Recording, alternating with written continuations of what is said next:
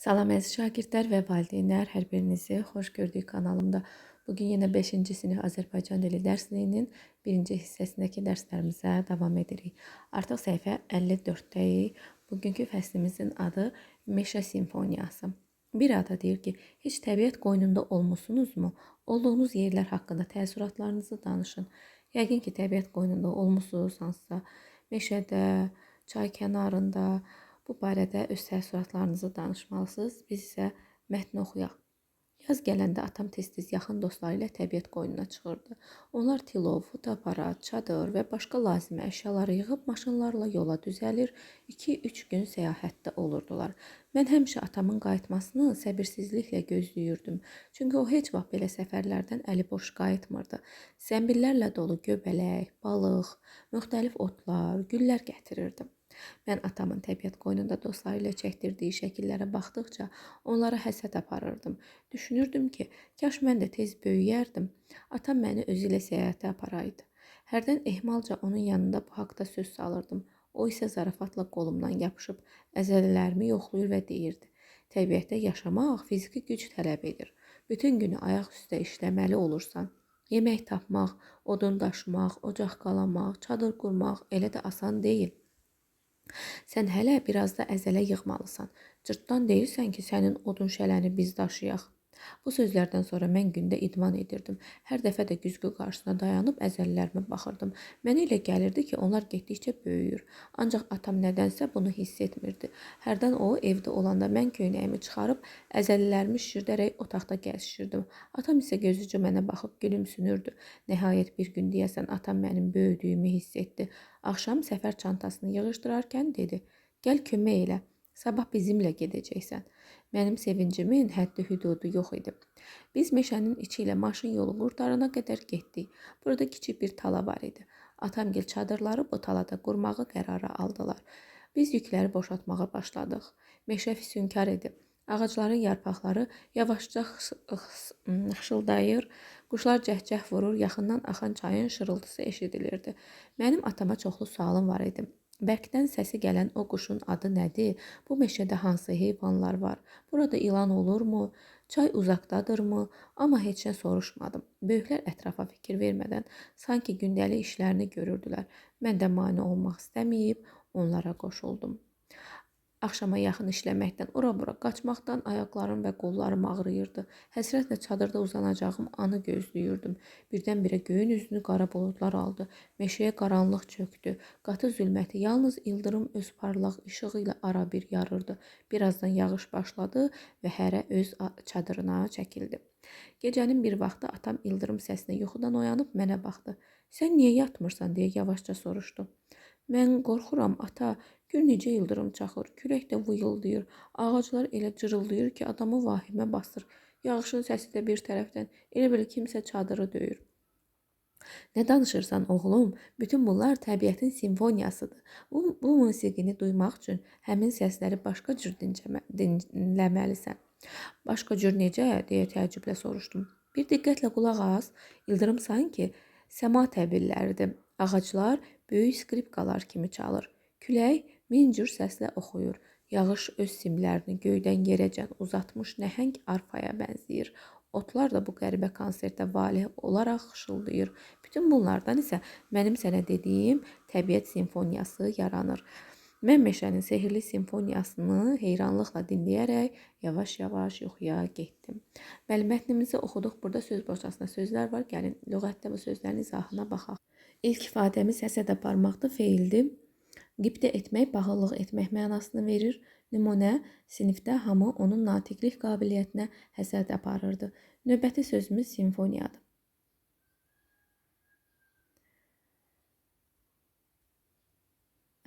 İsimdir. Orkestr üçün yazılmış 3-4 hissəli böyük musiqi əsəri. Nümunə, Mozartın 40-cı simfoniyası dünya musiqi incilərindən biridir. Növbəti sözümüz taladır.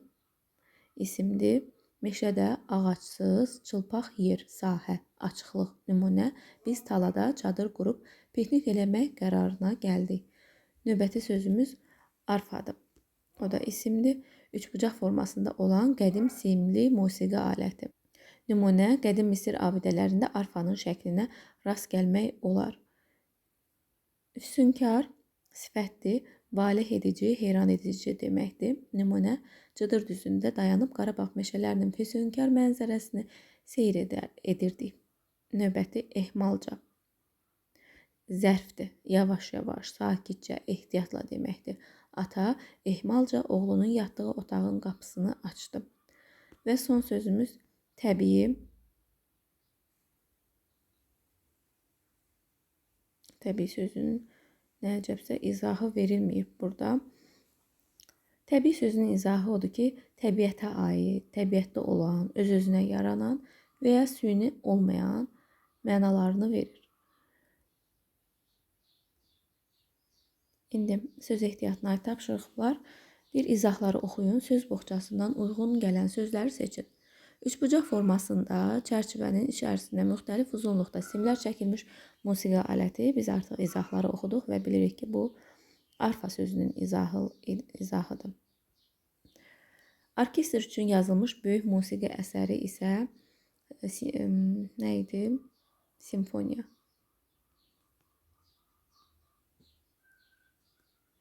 Sonra hər iki üzünə dəri çəkilmiş silindr şəkilli zərb aləti. Bu sözün izahı yox idi söz boğçasında, amma mətndə var idi. Ata deyir ki, atanın dediyi sözlər hardan başlayırdı? Gəlin ora baxaq və biləcək ki, bu hansı? Bir diqqətlə qulaq as. İldırım sanki səma təbilləridir. Təbilin üstünə döyəcləyir. Ona görə biz başa düşürük ki, bu alətin də adı təbildir. Düşün və cavab ver. C-də deyir, yuxarıdakı izahlardan çıxış edərək müəllifin istifadə etdiyi bənzətmələri şərh edin. Bəs siz təbiətdəki səsləri nəyə bənzədərdiniz? Biz indi oxuduq ki, mətndə ildırım təbillərə bənzədilir. Çünki ildırım çaxanda göy guruldayır, sanki təbil çalınır. Sonra yağışın səsi arfada ifa olunan musiqiyə bənzədilir. Yağış damcılarının göydən yerə davamlı düşməsi arfanın simləri kimi görünür. Simfoniya eyni anda müxtəlif alətlərdə çalınan böyük musiqi əsəridir. Təbiətdə eyni anda müxtəlif hadisə və varlıqların ətrafa səs yayması, küləyin əsməsi, ağacların səsi, yağışın yağması, otların xışıltısı və s. simfoniyaya bənzədilir. Ç-də deyir ki, sizcə günəşli bir yay səhərində meşə simfoniyası necə səslənə bilər? Günəşli bir yay səhərində quşların müxtəlif səslərlə ötüşməsi, yarpaqların yüngülcə xışıldaması, arıların vızıltısı, cırcıramaların nazik və davamlı səsi bir-biri ilə harmoniya yaradır. Bütün bu səslər bir orkestr kimi vəhdət təşkil edib təbiətin öz melodiyasını yaradır. Bu cür deyə bilərik. Keçək səhifə 56-ya. Tapşırığında deyir, mətin kimin dilindən nəql olunur? Plan əsasında mətni atanın dilindən nəql edin. Planı oxuyaq. Dağlıq ərazidə səyahətin çətinlikləri, oğlun səyahət arzusu, atanın oğlunu səyahətə aparmaq qərarı, atanın müşahidələri, atanın oğlu ilə söhbəti. Biz gördük ki, mətin oğlun dilindən nəql olunur və bu plan əsasında atanın dilindən bu cür nəql edə bilərik ki, yazda mən dostlarımla tez-tez təbiət qoynuna çıxırdım. 2-3 gün səyahət edirdik. Bu müddətdə oğlum məni səbirsizliklə gözləyirdi. Çox istəyirdi ki, onu da özümlə aparım. Ancaq balaca idi. Dağa xeyli yolu piyada qalxmaq, çadırda yaşamaq, odun toplayıb ocaq qalamaq və s. işlər onun üçün çətin olardı. Bu şəkildə mətni davam etdirirsiniz. Oğlun dediyi sözləri atanın dilindən nəql eləmək lazımdır. Kağıda deyir, şeiri oxuyun. Şeirin hansı bəndi meşə simfoniyası mətndəki peyzajla səslənir. Oxuyaq şeirimizi. Təbiət düşünür. Gəl çıxaq seyrinə uca dağların, çəmən olan yerdə xalça nə lazım? Gözündən su içək buz bulaqların, lilpar olan yerdə dolça nə lazım? Nə kaman götürək, nə tar, nə qaval, orada nəğmə də var, nəğməkar da var. Yarıb buludları dinəndə qartal, o səsə bərabər bir səs harda var? Torpağın ətrini fikirləşəndə, ipək tellərinə çiçək taxarsan. Səhərlər yadına güzgü düşəndə, maral baxan gölə sən də baxarsan. Titrəmə soyuğa, yanma sazağa, Üşüsək otlardan yorğan istərik. Daş kəsək toxunsa ələ, ayağa, loğman çiçəklərdən dərman istərik. Zülmət gecələrdə parlayan şimşək, yol üstə parlayan mayak deyilmi? Gəlin təbiəti bizdə düşünək, o özü hər şeyi düşünən kimi. Müəllif Hüseyn Arif. Bizdən soruşmuşdu ki, hansı bənd Meşə simfoniyası mətnindəki peyzajla səslənir? Biz oxuyanda gördük ki, ikinci bənddə də təbiət qoynundakı musiqidən söhbət gedir və deyir ki, burada tara, kamana, qavala, yəni musiqi alətinə ehtiyac yoxdur. Təbiətin özünün nəğməsi də, nəğməkarı da var. Keçirik B tapşırığına. Lilpar gülünün şəklinə baxın. Sizcə müəllif lilpar olan yerdə dolçaya nə üçün ehtiyac olmadığını söyləyir. Baxın, lilpar gülləridir bu. Şəkildən görürük ki, lilpar sulu ərazilərdə bitir. Ona görə lilpar bitkisinin varlığı həmin yerlərdə suyun bol olduğuna işarədir. Ona görə də təbiət qoynuna çıxanın özü ilə su qabı, yəni dolça götürməsinə ehtiyac qalmır. C tapşırığına baxaq. Şeirdə rast gəlinən məcazları seçin. Müəllif həmin varlıqları hansı əlamətlərinə görə bənzədir? Nümunə, çəmən xalçaya bənzədilib. Çünki çəmən yerə sərilən xalça kimi yumuşaqdır. Xatırla deyir, məcaz hər hansı varlığın əlamətini daha təsirli çatdırmaq üçün istifadə edilən ifadələrdir. Həmçinin ikinci bənddə bayaq da dedik, təbiət qoynunda eşidilən səslər tar, kaman, qaval səsinə, quşlar isə nəğməkara bənzədilir. Sonra şəffaf suyu olan göl güzgüyə bənzədilir. Gölə baxanda adam öz əksini görür. Şimşək mayaka bənzədilir. Gecə vaxtı çıxan şimşək mayak kimi işıq saçır. Sağlamlığa faydalı olan çiçəklər isə dərmanı əvəz edir. Yazıya aid tapşırıq var burada. 3A-da deyir ki, təbiət düşünür şeirinin son misralarına diqqət yetirin. Bölmə üzrə aldığınız bilgilərdən də istifadə etməklə təbiəti düşünək mövzusunda esse yazın. Essenizdə oxuduğunuz mətnlərdən sitat gətirin. Gəlin son misralarını oxuyaq. Deyir ki, gəlin təbiəti biz də düşünək, o özü hər şeyi düşünən kimi. Məsələn, bu cür yazmaq olar. Biz nəfəs aldığımız havanı, içdiyimiz suyu, yediyimiz qidanı məhz təbiətdən alırıq. Sağlam bir ətraf mühitdə yaşamaq üçün ilk növbədə təbiəti qorumağı öyrənməliyik. Parkların və yaşıllıqların salınması insanların istirahəti üçün vacib olduğu kimi, havanın təmizlənməsi və səs-küyün azaldılması baxımından da çox önəmlidir. Ağaclar və meşələr təbiətdə suyun dövranını tənzimləyir, torpağı eroziyadan qoruyur və iqlimin sabit qalmasına kömək edir. Onlar həm də bir çox canlı üçün sığınacaqdır. Təbiətin çirkləndirilməsi ilə canlıların həyatını təhlükə altına salır, suyun, torpağın və havanın keyfiyyətini aşağı salır, nəticədə insan sağlamlığına ciddi zərər dəyir. Ona görə də hər birimiz təbiəti düşünməli, onu qorumaq üçün kiçik də olsa addımlar atmalıyıq. Çünki sağlam gələcək, sağlam təbiətlə mümkündür. İndi isə keçirik səhifə 57-yə. Dil qaydaları var bu səhifədə. Qaydamız mürəkkəb sözlərin yazılışı. Baxırıq 4A tapşırığına. Deyir, altına xətt çəkilmiş hansı sözlər bitişik yazılmalıdır? Seçiminizi əsaslandırın. Mətbəxdə qab yuyan qadın xalamdır. Burada ikincisini də oxuyaq. Anam qonaqlıqdan sonra qab yuyan maşını işə saldı. Burada ikincidə bitişik yazılmalıdır. Səbəb odur ki, burada mürəkkəb sözdür, qab yuyan maşın. Burada isə qab yuyan söz birləşməsidir. Yəni qabı yuyan qadın mənasındadır və söz birləşməsi ayrı yazılır. Sabirin geyindiyi sarı köynək ona çox yaraşırdı. Sərçə, sarı köynək və qaranquşların səsi bir-birinə qarışmışdı. Burada da yenə B-də bitişik yazılacaq. Çünki burada sarı köynək mürəkkəb sözdür. Quşun adını bildirir. Amma burada sarı köynək söz birləşməsidir. Köynəyin sarı olduğunu bildirir. B-də deyir ki, verilmiş mürəkkəb sözlərin yaranma üsulunu müəyyən edin. Adət-ənənə yaxın mənalı sözlərdən yaranıb.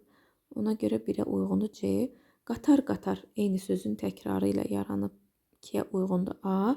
Dəmir, ağac isə dəmir və ağac ikisi də müxtəlif mənalı sözlərdir. Ona görə bura uyğundur B. Gecə, gündüz isə əks mənalı sözlərdir. Buna da uyğundur C. C-də deyir, hər sırada səhv yazılmış sözü müəyyən edin. Gözü tox, isti soyuq, aşağı yuxarı, payız, qış. Burada gözü tox səhv yazılıb, bitişik yazılmalıdır. Səbəb də odur ki, gözü tox müxtəlif mənalı sözlərdən düzəlibdir və müxtəlif mənalı sözlərdən düzələn mürəkkəb sözlər bitişik yazılır.